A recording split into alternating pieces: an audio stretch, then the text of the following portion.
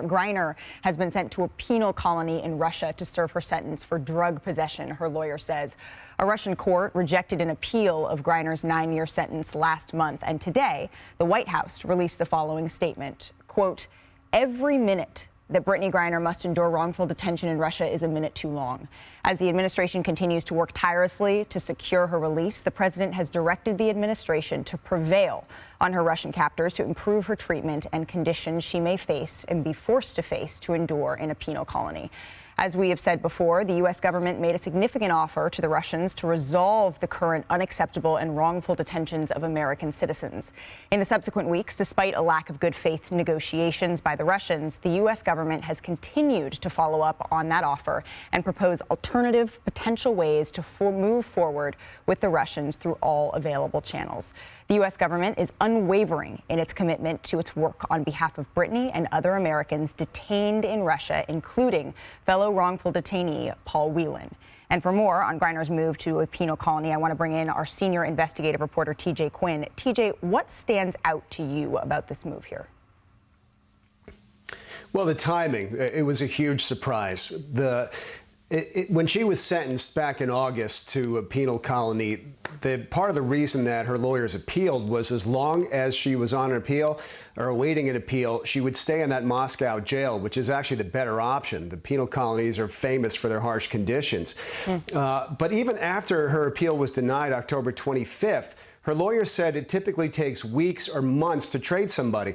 So everyone started looking to yesterday's midterm elections as the point where maybe that's when Russia will really start to engage in what, as you just read in the statement, good faith negotiations. All of a sudden, 10 days later, she's probably on a train someplace. Her lawyers didn't know about it. I mean, it's a fairly chaotic situation. Her lawyers didn't know that she had been moved until 4 days later when they tried to visit her. U.S. Embassy had no idea. They don't know where she is. They don't know where she's going. They don't know when she's going to get there. Typically, when somebody is transferred like this in the Russian system, the lawyers, the family don't find out until a letter, a good old-fashioned snail mail letter, is sent to them. So right now, U.S. Embassy officials are scrambling to try to figure out where she is. But the family is just, and her lawyers are at a loss as to why the timing then, and when is she going to end up wherever she's headed. I can't imagine. What is the reaction to this within Griner's camp? You know, the couple conversations I had, I didn't get any sense of panic. They knew this was a possibility. They knew that at some point it might happen. There have been some reassurances from officials that the Russians recognize what an important asset Brittney Griner is, and it's not in their interest to have harm come to her. But that said, all of a sudden, just not knowing where she is, how long she's been traveling, they've had to rely on this day-by-day approach that they've had all along. As I think you and I have discussed before, there's the old expression in sports, it's not a sprint, it's a marathon.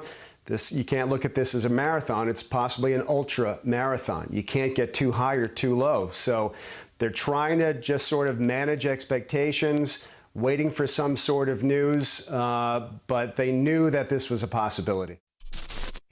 Thank you for watching ESPN on YouTube. For live streaming sports and premium content, subscribe to ESPN+.